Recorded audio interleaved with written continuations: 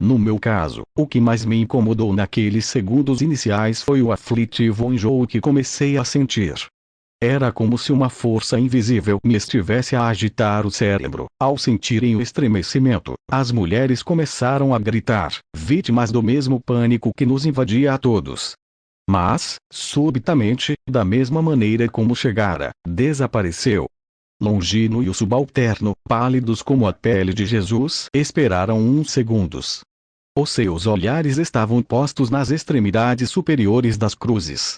Mas as estipes, ao cessar o tremor, tinham ficado tão imóveis como antes do sismo. E o oficial, com muito bom critério, dirigiu-se aos seus homens, gritando-lhes: para baixo! Vamos todos para baixo! A patrulha, incluindo as sentinelas, obedeceu imediatamente, precipitando-se para a fenda de acesso ao Gólgota. Na fuga precipitada do patíbulo, alguns dos soldados esqueceram os escudos e capacetes. Quando o oficial se preparava para descer pelo caminho, parou e, rodando nos calcanhares, foi até a fogueira, apagando-a com pisadelas. Naquele momento, o meu coração encolheu-se de medo. Um bramido surdo e longínquo começou a levantar-se de oriente.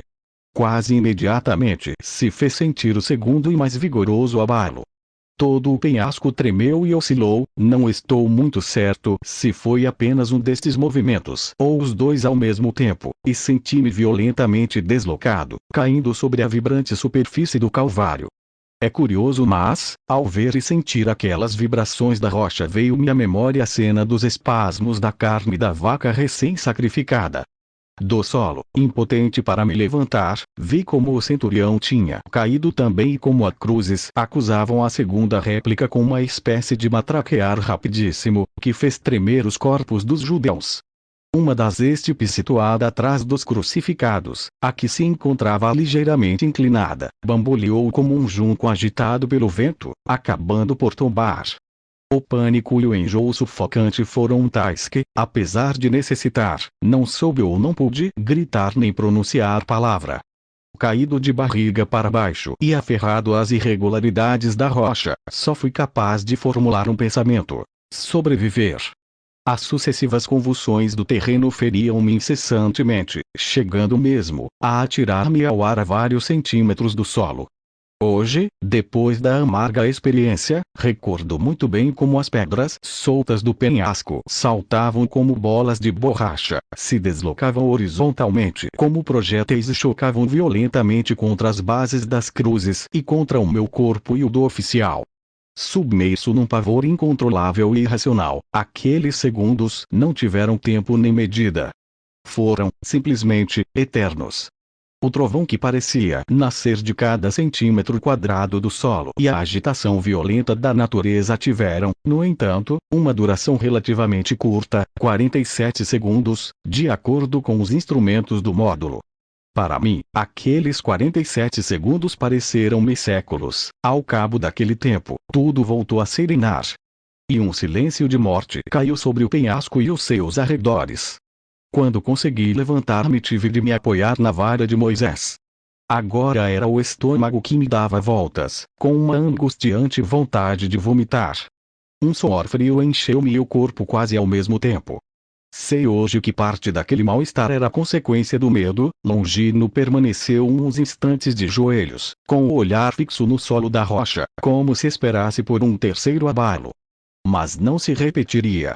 Ao constatar que um novo abalo não chegaria, o oficial levantou-se, fazendo-me um gesto com o braço para que o seguisse. Creio que nunca obedeci tão cegamente a uma pessoa. Poucos segundos depois, o centurião e eu não corríamos, voávamos pela fenda do Calvário, saindo para campo aberto e juntando-nos ao pelotão. Quase todas as mulheres estavam caídas por terra, gemendo e soltando uns gritos que acabaram por me eriçar os cabelos.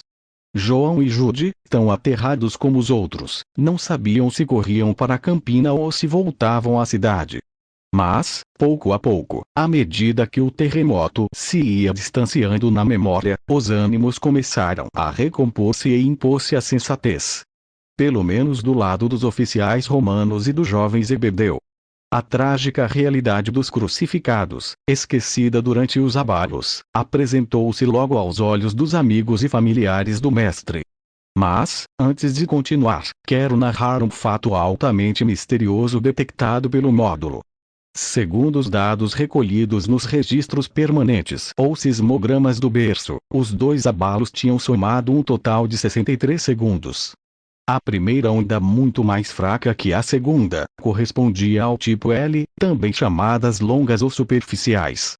Os sismógrafos detectaram um predomínio da variante Love, mas de acordo com a natureza uniforme dos estratos superficiais daquela zona geológica.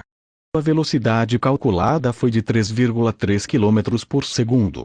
No entanto, neste primeiro sismo, cuja magnitude não foi excessivamente importante, 4,1 na escala de Richter, os aparelhos não receberam, como teria sido de esperar, as séries de coleios das ondas P ou primárias nem o zigue-zaguear posterior das ondas S, mais lentas que as P1. Ante o espanto geral, apenas surgiram as ondulantes, lentas e superficiais Love, que de amorosas nada tiveram. No segundo abalo, em contrapartida, apareceram as ondas PS. Por último, as L. Os cientistas, à vista dos dados acumulados pelos sismógrafos, classificaram este segundo e mais intenso sismo na magnitude de 6,8 Z. Até aqui, quase tudo normal dentro do que é e pressupõe um quadro sísmico, com exceção da mencionada ausência das ondas de impulso e das secundárias. Porém, o espanto dos homens de cavalo de Troia chegou ao limite quando, muito depois do segundo abalo e dos correspondentes feixes de ondas, todo o módulo estremeceu e rangeu pela terceira vez. Nesta altura, no entanto, os sismógrafos tinham emudecido. O que fez vibrar o berço, segundo os dados dos instrumentos de bordo, foi uma onda expansiva.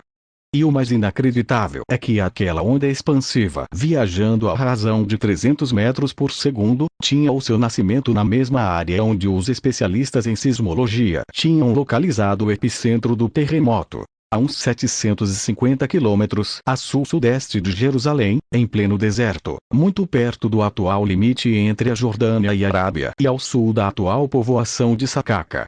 A energia libertada no terremoto desloca-se pela rocha sob a forma de onda. A referida rocha atua como um corpo elástico. As partículas individuais dos estratos rochosos vibram de um lado ao outro com grande rapidez, à medida que se transmite o movimento ondulatório.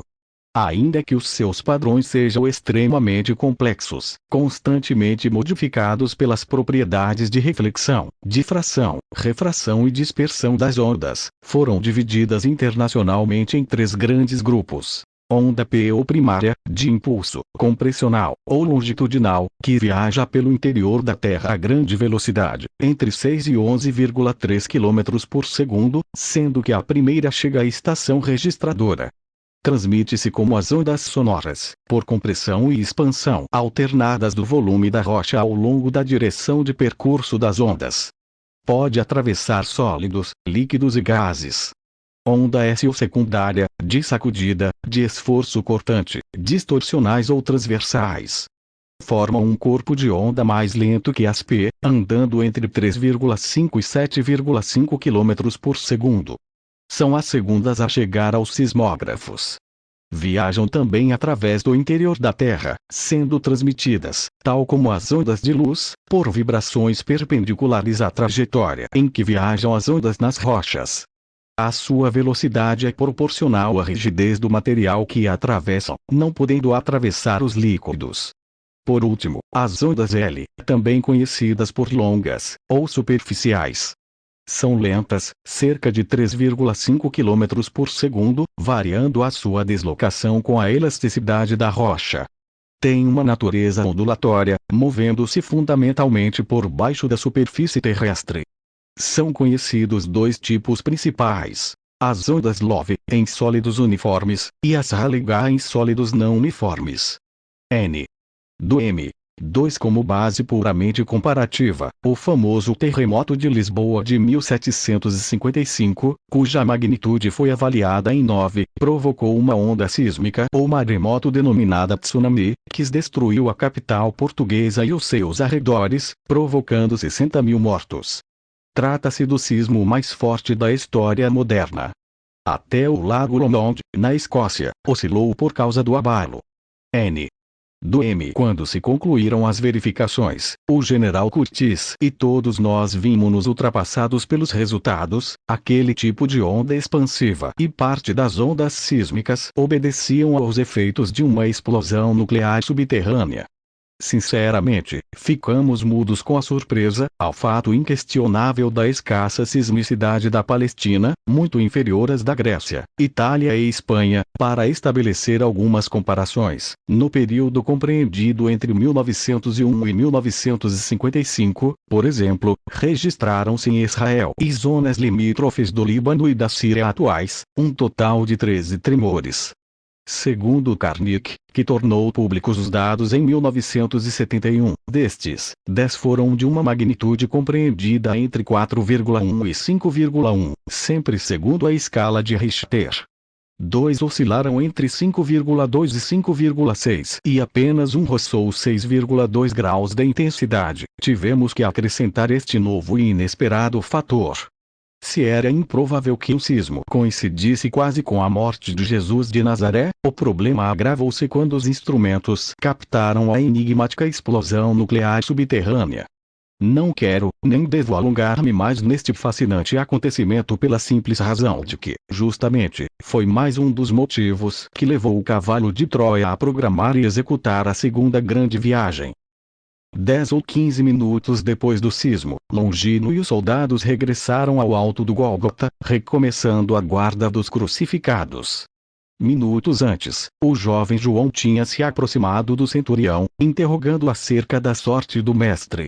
Ao vê-lo mover a cabeça negativamente e baixar os olhos, o apóstolo compreendeu que nada havia a fazer. Mas no seu coração não havia lágrimas e, simplesmente, limitou-se a pedir às mulheres que se fossem daquele lugar.